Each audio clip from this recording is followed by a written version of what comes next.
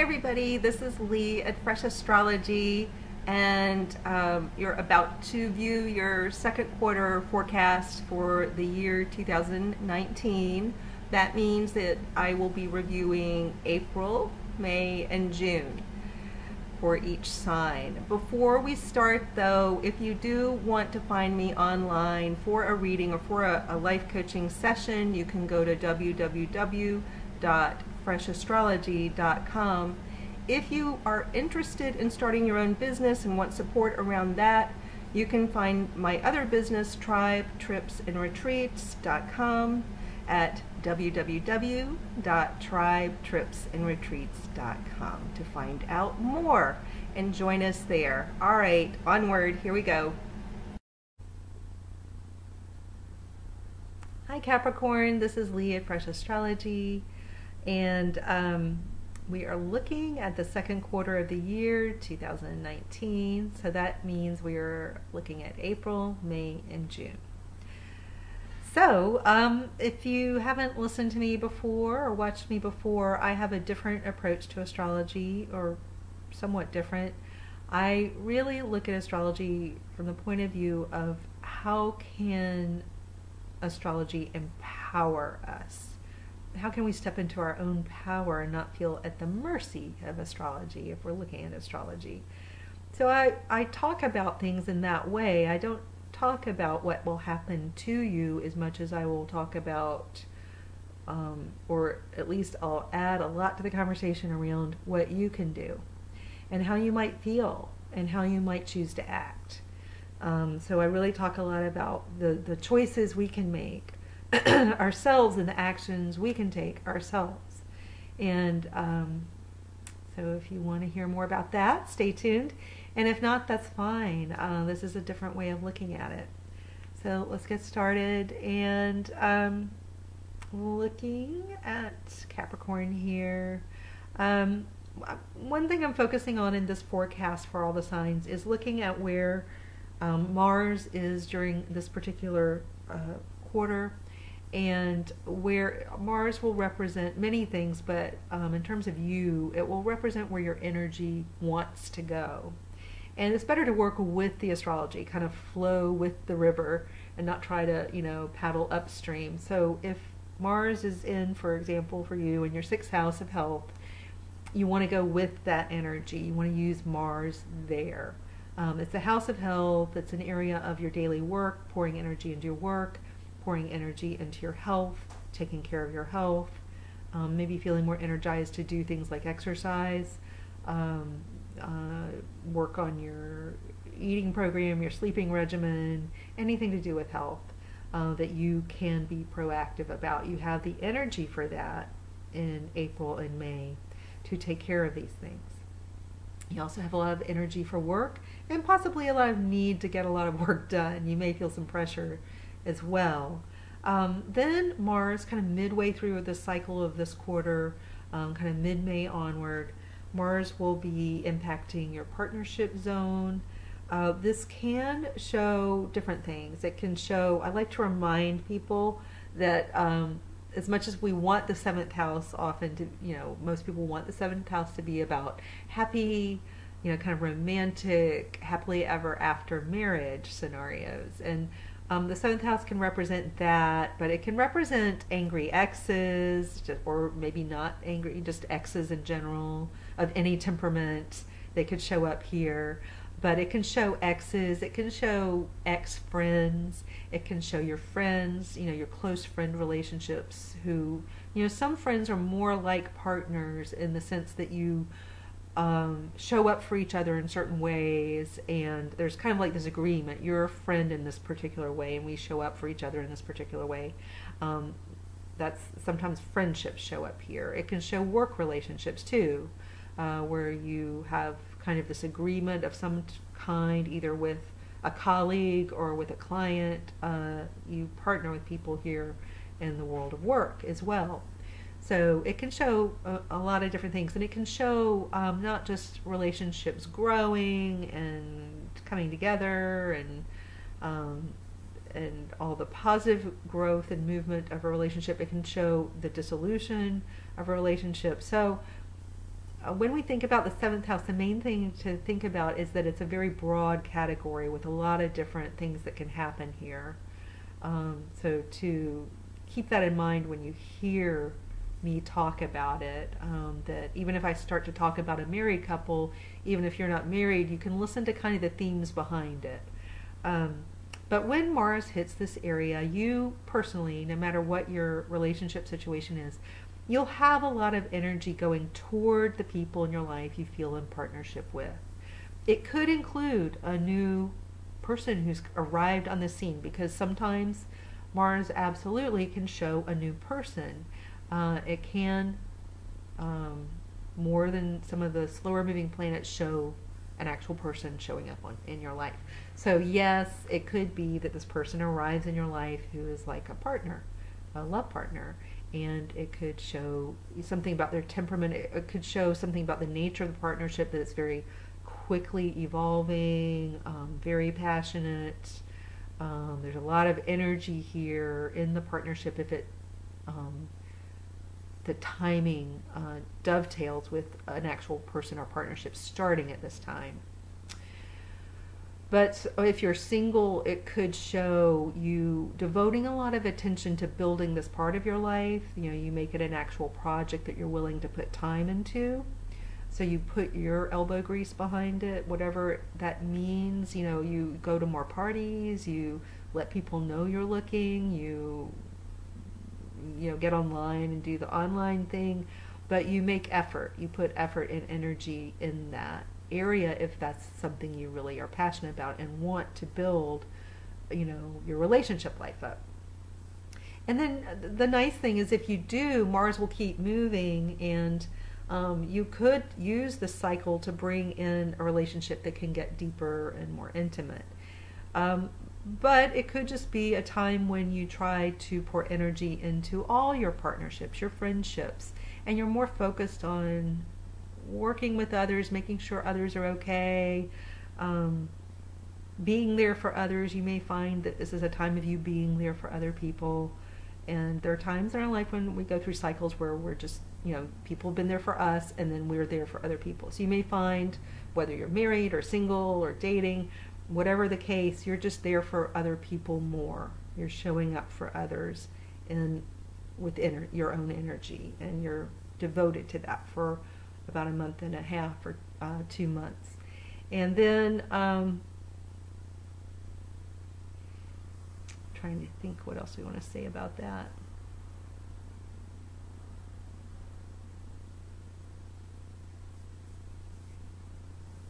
The other thing I think to bring up here, since we're talking about partnership, is that the planet Uranus is now more, with a little more oomph, has moved into Taurus, not again to backtrack into Aries the way it did over the last year, but now it's, you know, with more conviction in Taurus, which is your 5th house of romance. So it's interesting, the timing here, because while you've got Mars about to show up on that descendant line, you also have this very impactful planet having moved into the territory of romance. So it feels to me like no matter what your relationship situation, like let's pick some, let's say you're married, and you have this situation of Uranus moving into the 5th house. Well, in terms of your relationship, it means you've got to shake things up and make things more interesting. One or both of you in your long-term relationship are really going to want more variety, variety, trying new things. And that really means new things to do for fun. It's not necessarily like I'm alluding to sex. That's where everyone's mind goes, but really a relationship has to be built on a much bigger foundation and more depth. And so there's a richness here in the 5th house. You really want to look at, how do you get that sense of play back? How do you play together? And how do you try new things in that particular way? It's kind of, in the 5th house, yeah, it could be sex, but it's also how you go out into the world and find, and with activity and playing bringing more of a childlike, that joy of being a child, the joy of trying something new and seeing something through new eyes. That's more what it is. It's also, it can be a bit disruptive to ongoing relationships, because it may not be both of you who want this variety or this new thing, this new, whatever, whoever wants the new thing is most likely going to be you. You're the one who's most likely to be shaken up and want something different here. So you'll feel a strong pull to try new things constantly. And it may not always be around romance, but romance is included in that. But you'll be wanting to try, for you to have fun over the next 7 years, you're really going to want to try lots of new things, to experiment with what's fun for you. And definitely within that, what isn't fun for you is doing the same thing over and over. That is definitely not the definition of fun for you right now. You are going to be wanting to try lots of new things and exploring new things to do. So it'll feel kind of frenetic, because you'll always be wanting to try something new, and ideas will be coming to you all the time. How can you do it all? There's so many fun things to try. That's kind of the feeling. But you know, life could be worse, right? And then there's this other issue of, for those of you with children, if you're on the younger side and you have young children, or if you want to become a parent, there's this idea of your world being shaken by bringing in children and trying to have children. It shakes your world up a little bit, changes the character of your romance, your romantic world. Could, if you're a creative person or have your own business, bringing in children can definitely rock your world no matter what you're doing. And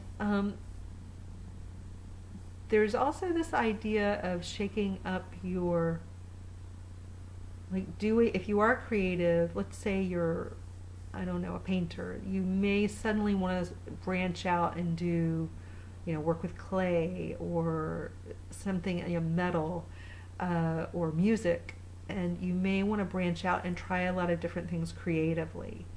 So there's some shaking up in your creative world and your business world if you have your own business. Trying new things, being on the frontier, the forefront of whatever it is, that's another big thing. But back to the kids, one end of the spectrum is where you're younger and you're trying to have kids, or maybe you're older and you want to adopt. But then there's also the other end of the spectrum where you're older, you've had your kids, they're grown up, and they're starting to move out of the house, become teenagers, and then move out of the house. There are these transitions that are going on with children in the world of children for you, if that applies. It's not going to apply to everybody. But there are a lot of transitions going on around the home, or around the family. Some moving, some ideas around moving. So I get the feeling that some of you have gone through a lot of changes in your home already, but there may be this idea of creating a permanent home somewhere, but you're going to want it to be fun and new and different. So some of you, after many years of moving around, may find that you want a permanent home and you don't want so much disruption in, you know, the way you live. That's not going to apply to all of you. Some of you, it's more the teenagers moving out of the house. Some of you, it's you want a more permanent home. Some of you, you're just not so focused on the house. You're not always, like, some people have been focused on decorating, adding on, you know, stuff around the house, adding new systems to the house, you know, things around the home and family. And then now that energy's gone on to do something outside the home, more creative, more romantic, more fun, but getting out more, out and about. Where you can kind of go inside and do kind of this, you know, I've been calling it, you know, kind of emotional jujitsu, or martial arts where you work with yourself internally. It's in the area of you, how you come across, who you want to be, how you present yourself. Are you being authentic? How can you...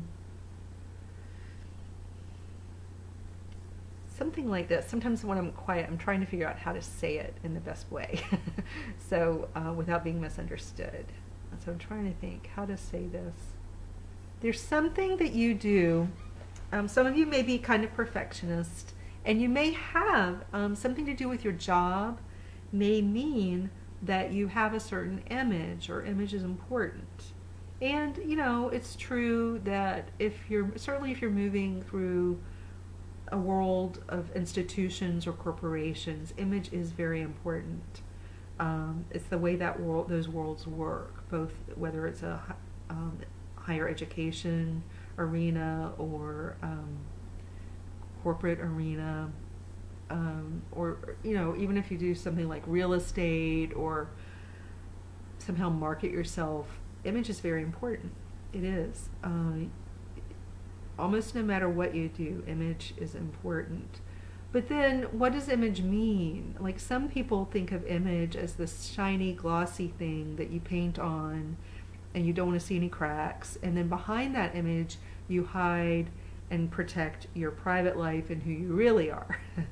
And sometimes those two versions of you or a person can be very different. Like, there's a big gap between the image and who the person really is behind the scenes. Sometimes the gap is not that big, and sometimes it's a little more transparent. The idea with the planets that are in your sign, which are Saturn and Pluto, they're together, and then you also have the South Node in here. The idea around having all of those, and then soon Jupiter, you know, not this quarter, but soon, when you have all this going on, it's really more important not to have a big gap between what your public image is and who you really are. It's more important to have like a transparency and to be pretty much the same. Now, of course, you don't invite the public into every conversation you have privately. You don't want every little thing about your life public, and meaning, like, literally you don't want a camera unless you're in a reality TV show, and even then they edit out stuff. You don't want a camera on you at all times, and you don't want that kind. Nobody really wants that who's watching either, no matter who you are or what kind of profession you're in. If you're in the public eye, people don't really want to know everything about you. It may seem like that sometimes if you're famous, but people don't want to know every little detail. So the idea is not to reveal all in kind of a vomiting up everything about you kind of way, but to be more transparent and to be comfortable. It's more about being comfortable with who you are and not trying to hide, not feeling like you have to hide yourself or that you can't be proud of who you are. Just being you, being more comfortable with you, and having your image sync more naturally with who you are naturally, and being okay with that yourself, just feeling okay with that within yourself. And then it doesn't matter what other people do. People either like who you are or they won't, but that would have been true of your image. People either would have liked your image or they wouldn't have. And it just takes a lot of energy to hold up a fake image. And a lot of people, like, you don't even realize, it's not so much like in the old days of Hollywood, they definitely would, you know, paint a very fake, intentionally fake persona for a movie star, and you know, control tightly the story around this person and who they were. Most of us going through the world now, even if we have a corporate or public persona, it's not as carefully crafted as all that. So I don't even mean that any one of you would set out to have a fake public identity to the extent that they did in like the old days of Hollywood, where they really did craft almost like a character. But we can find that we aren't acting the same way in our public world as we really do in private.